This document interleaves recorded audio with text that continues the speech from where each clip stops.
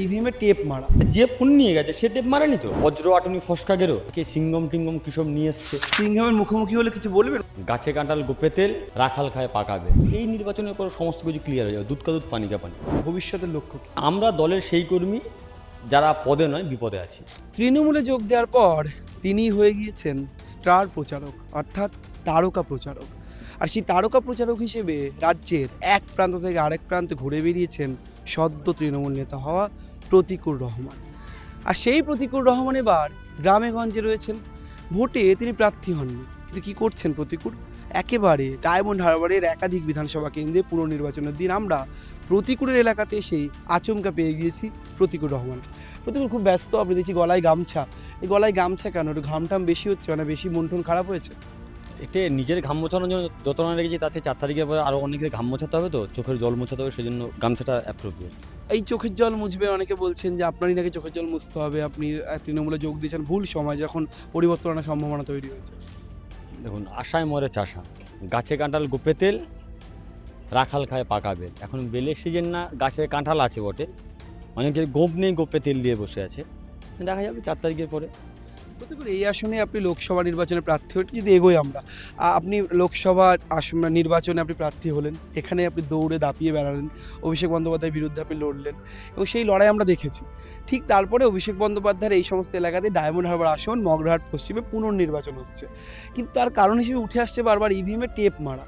তাহলে এখানে যদি তৃণমূলের সিকিউর সিট হয়, অভিষেক গড় যদি হয়, প্রত্যেক মানুষ যদি তৃণমূলকেই ভোট দেয়, তাহলে আপনার আশেপাশ বুথগুলোতে এরকম অভিযোগ এসছে কেন? আপনার কী মনে হয়? এবং প্রথম কথা হচ্ছে, কে ইভিএমের টেপ মেরেছে? সিসিটিভি ফুটেজ আছে। ইলেকশন কমিশনার যা করেছে, কে সিঙ্গম টিঙ্গম কিসব নিয়ে এসছে। মানুষ বুথের মধ্যে ঢুকছে, পকেট চেক করে ঢোকাচ্ছে। মানে ওই বলে না, বজ্র আটুনি ফসকা গেরো, তোমার এত চেকিংয়ের পরে টেপ নিয়ে কে যাচ্ছে? প্রমাণ করো না কে টেপ নিয়ে গেছে। ছবি তো দেখা গেছে, প্রতিকূল ছবি তো দেখা গেছে, ইভিএমে দিব্যির টেপ মারা রয়েছে, সেই জন্য বহু আসনে ড্রাইভার- মগরাহাট পশ্চিমে যেমন হচ্ছে। ড্রাইভার কার? যিনি ছবি তুলেছেন, আচ্ছা ছবি তো কেউ না কেউ ছবি তুলেছে, ফোনটা নিয়ে গেল কি করে? এই প্রশ্ন করেছো কোনো? তাহলে যে ফোন নিয়ে যেতে পারে সে টেপ নিয়ে জানি, তার কোনো গ্যারান্টি আছে? অ্যাবসলিউট মাইনরিটি বুথ, যে বুথে পুনর্নির্বাচন হচ্ছে, অ্যাবসলিউট মাইনরিটি বুথ। অভিযোগ হচ্ছে বিজেপির এতে গিয়ে নাকি কেউ টেপ মেরেছে, কেউ নাকি টেপ মেরেছে বলে অভিযোগ উঠেছে। যেখানে অ্যাবসলিউট মাইনরিটি বুথ, সেখানে বিজেপি তো এমনি নেই, সে টেপ মারার প্রশ্নই তো আসছে না। তো ফলে যে ফোন নিয়ে গেছে সে টেপ মারেনি তো, তাকে জিজ্ঞেস করুন না। আসলে নির্বাচন কমিশনার অন্ধ, ধৃতরাষ্ট্রের মতো অন্ধ হয়ে গেছে, দেখতে পাচ্ছে না কিছু, বিজেপি ছাড়া কিছু দেখতে পাচ্ছে না। ও চোখে যত বিজেপি দেখুক, ব্যালট খুললে ঘাস ফুল। আপনি কথা প্রসঙ্গে বললেন সিংহমের কথা, আপনার এলাকায় সিংহম বেশ ট্রেন্ডিং এখন সোশ্যাল মিডিয়া করলে। মুখোমুখি হয়েছেন সিংহমে? আমি অনেকক্ষণ ধরে ফোন নিয়ে বসেছিলাম, ছবি টবি তুলে বলে কে সিঙ্গম দেখতে চাই। যার বিরুদ্ধে উত্তরপ্রদেশে ফেক ইনকাউন্টার, যার বিরুদ্ধে উত্তরপ্রদেশে একাধিক দুর্নীতি, যার বিরুদ্ধে উত্তরপ্রদেশে ট্রান্সপোর্ট থেকে শুরু করে অনেক কিছু হয়েছে, সেই মানুষটাকে দেখতে হয়। সে আসল সিঙ্গম মানে ডুপ্লিকেট সিঙ্গম দেখতে হয়। ওসব সিংহমের মুখোমুখি হলে কিছু বলবেন, মানে কিছু বলার ইচ্ছে ছিল? আপনি বলছেন ফোন নিয়ে বসেছিলেন। ছবি তুলতাম, আর দেখতাম, ছবি তুলে রাখতাম যে কেমন দেখতে, কী বিষয়, ছবি তুলে রাখতাম।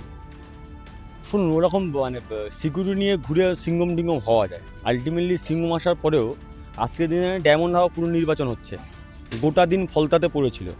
বিজেপির ক্যান্ডিডেট বলছে ফলতাতে পুনর্নির্বাচন চাই, বাট সিঙ্গম চুপচাপ, নির্বাচন কমিশনার চুপচাপ। কি হচ্ছে কিছু বুঝতেই তো পারছি না। আসলে সব আইওয়াশ করার জন্য নিয়ে এসছে, দেখে নেবো, বুঝে নেবো, কেটে দেবো, কেন্দ্রীয় বাহিনী দিয়ে ভোট করাবো, গায়ের জোরে ভোট করাবো। বাংলার মানুষ জানে, বাংলার মানুষ সবসময় রাজনীতি সচেতন মানুষ, এই নির্বাচনে বুঝে যাবে যে ন্যারেটিভ বিজেপি নামানোর চেষ্টা করেছিল, সেই ন্যারেটিভ বাংলার মানুষ ভেঙে খান খান করে দিয়েছে। একটা ন্যারেটিভ ছিল যে তৃণমূল ছাপ্পা ভোটে যেতে, ভুয়ো ভোটে যেতে। এই নির্বাচনের পর সমস্ত কিছু ক্লিয়ার হয়ে যাবে, দুধ কা দুধ পানি কা পানি। প্রতিদিন একটা বিষয় উঠছে যে আপনি বললেন যে একটু আগে যে সিপিআইএম এর মানে কার চোখের জলকে মোছাবে সেটা দেখা যাবে 4 তারিখের পরে। আমি বলছি সিপিআইএম এর কথা আপনি বলেননি, কিন্তু আমি বলবো, তার কারণ আপনি এবার সম্ভবত একার জবে থেকে আপনি ভোটাধিকার পেয়েছেন, এই প্রথম বামপন্থীদের ভোট আপনি দিলেন না সম্ভবত, কারণ আমি জানি না আপনি কাকে ভোট দিয়েছেন। এটা কি সত্যি? মানে এর আগে একটা ভোট, ওই বার কাউন্সিল ইলেকশন ছিল, তখন তৃণমূলকে ভোট দিয়েছি। এবার ন্যাচারালি আমি তৃণমূলের জয়েন্ট যুক্ত হয়েছি, তো তৃণমূলে ভোট দেবে, এটাই স্বাভাবিক। কোথাও কি একটু মন কাঁদেনি বা একটু খারাপ লাগেনি যে ইভিএম এ সিপিআইএম এর বাটন বা বামপন্থীদের বাটনে আপনি ভোট দিচ্ছেন না? একদমই না। আসলে যারা প্রচার করে তাদের ক্ষেত্রে অ্যাডভান্টেজ হচ্ছে, তারা তো দিনরাত 24 ঘন্টা মানে পশ্চিমবঙ্গের প্রায় সবগুলো জেলাতে বিভিন্ন প্রার্থীর হয়ে ভোট চেয়ে এসেছি, জোড়া ফুলে ভোট দিন, জোড়া ফুলে ভোট দিন। তো যখন তুমি শয়ন স্বপনে দিনরাত 24 ঘন্টা জোড়া ফুলে ভোট দিন, জোড়া ফুলে ভোট দিন বলেছেন, সেখানে গিয়ে তোমার সামনে অন্য কোনো সিম্বল আসবে না, এটাই স্বাভাবিক। আমি তৃণমূলের সিম্বল ছাড়া অন্য কোনো সিম্বল দেখতে পাই না। সোশ্যাল মিডিয়াতে ট্রেন্ডিং যে প্রতিকূল টিকিট পেলেন না, মগরাহাট পশ্চিমে টিকিট পাওয়ার নাকি কথা ছিল, কেউ কেউ বলেছেন জল্পনা চলেছে, আপনি টিকিট পেলেন না। কার্যত সিপিআইএম থেকে আপনি যখন যোগ দিলেন তৃণমূলে, কোথাও গিয়ে আপনি শুধু প্রচার করলেন এবং সেইভাবে আপনাকে টিকিট দেওয়া হলো না। এই টিকিট না পাওয়ার আপনার কি মন খারাপ হয়েছিল না? কোথাও গিয়ে আপনি এক্সপেক্ট করেছিলেন যে আপনি টিকিট পেতে চলেছেন মগরাহাট পশ্চিমে, আপনার টিকিটটা ছিনিয়ে শামীম নিয়ে নিল? আমার একদম তোমার মানে আমার মনে আছে, আমি তোমার ইন্টারভিউতেই বলেছিলাম রমেন, যে আমি রাজনীতিতে টিকিট পাওয়ার জন্য রাজনীতি করতে আসিনি। আমি তৃণমূল কংগ্রেসে তৃণমূল স্তরে কর্মী হতে চাই। তো সেই কর্মী হয়ে কাজ করেছি আমি তৃণমূলে, এবং আমি হ্যাপি, আমি স্যাটিসফাইড যে দলের কাছে আমি একটা আবদার করেছিলাম, দল আমার সেই আবদার রেখেছে, আমাকে ক্যান্ডিডেট করেনি, সেজন্য আমি অভিষেক ব্যানার্জিকে কৃতজ্ঞ।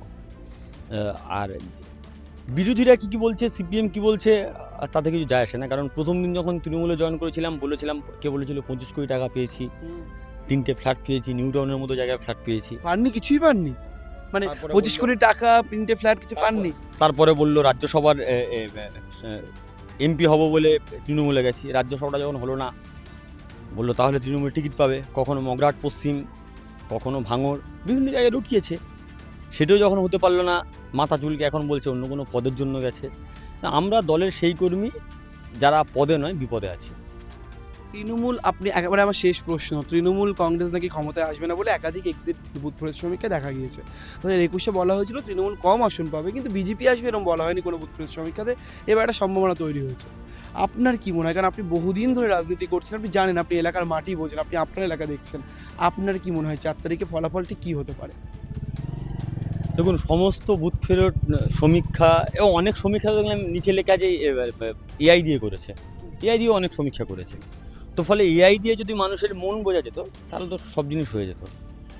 বাংলার মানুষ বিজেপিকে আটকানোর জন্য মরিয়া হয়ে গেছে। বাংলার মানুষ বিজেপির গুন্ডাগার্দি, যে বিজেপি বাংলার মানুষকে এসআইআরের লাইনে দাঁড় করিয়েছে এবং তাতে 200 মানুষের প্রাণ চলে গেছে, সেই বাংলার মানুষ বিজেপিকে বুঝে নেবে। এবং আমি তোমাকে বলেছি রমেন, এটা মিলিয়ে রেখো আমার কথা, 4 তারিখে পরে পারলে এটা কেটে আবার দেখিও। কোনো সমীক্ষা, কোনো বুথ সমীক্ষা, কারোর কোনো পেনিট্রেশন মিলবে না। তৃণমূল হিউজ মেজরিটি নিয়ে আবার আসবে এবং সমস্ত কুৎসা, সমস্ত অপপ্রচার নস্যাৎ করে দেবে, হিউজ মেজরিটি নিয়ে আসবে।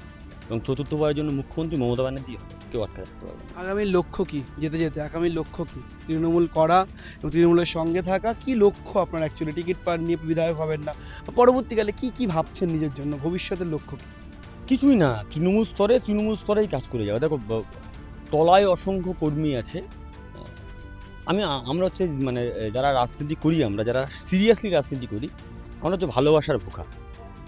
তলায় যে ভালোবাসা পাওয়া যায়, অসংখ্য কর্মীদের কাছে যে গ্রহণযোগ্যতা, ভালোবাসা যেভাবে পেয়েছি আমি, এর বেশি আর কি চাওয়ার আছে? এর বেশি আর কি পাওয়ার আছে? একজন ব্যক্তি প্রতিগুলো রহমানের তো ব্যক্তি কিছু চাওয়ার কিছু থাকে না। যে সম্মান, যে ভালোবাসা আমি পাচ্ছি তলায়, দলও আমাকে যে সম্মান, যে ভালোবাসা আমাকে দিয়েছে, এর বাইরে বেশি কিছু চাওয়ার নেই। এইটুকুই চাওয়া, এরকম থাকলে হবে। একেবারে প্রতিকূল খানিকটা যেন দিলীপ ঘোষের স্টাইলে সর্বক্ষণ থাকেন, তার গলায় গামছা থাকে। ইস কেন করলেন দিলীপ ঘোষের নাম শুনে? আমি তো কখনো কোথাও বলিনি গরুর দুধে সোনা পাওয়া যায়। হ্যাঁ, দিলীপ দা বলে এটা, ওই জন্যই বললাম, অন্য কিছু নয়। দিলীপ দা শ্রদ্ধেয় ব্যক্তিত্ব, রাজনীতি করেছেন, এখন কোণঠাসা হয়ে গেছেন দলের মধ্যে, সামনে এলে ভালো হয়। তার গলায় গামছা রয়েছে, তিনি মাটির পথ নয় ঠিক, ঢালাই পথে হাঁটতে হাঁটতে প্রত্যেক মুহূর্তে বলেন রাজনীতির কথায়। প্রতিকূলের ভবিষ্যৎ নিয়ে অন্যরা যতটা না চিন্তিত, তার প্রাক্তন যে দল, রাজনৈতিক দল, তাদের চিন্তা অনেক বেশি বলে মনে করেন প্রতিকূলের ঘনিষ্ঠ মহলের একাধিক লোকজন। তারাও বলেন, কেউ বলেন না। সব কিছু মিলেমিশে প্রতিকূল ঠিক কেমন থাকেন, প্রতিকূল কেমন আছেন, সব কিছুর খানিকটা আজ আমরাও পেলাম। এখন দেখার চৌঠামের পর প্রতিকূল রহমান ঠিক কোন দিকে কিভাবে এগোয়। ক্যামেরা সুমনের সঙ্গে রমেন দাস, সংবাদ প্রতিদিন.in।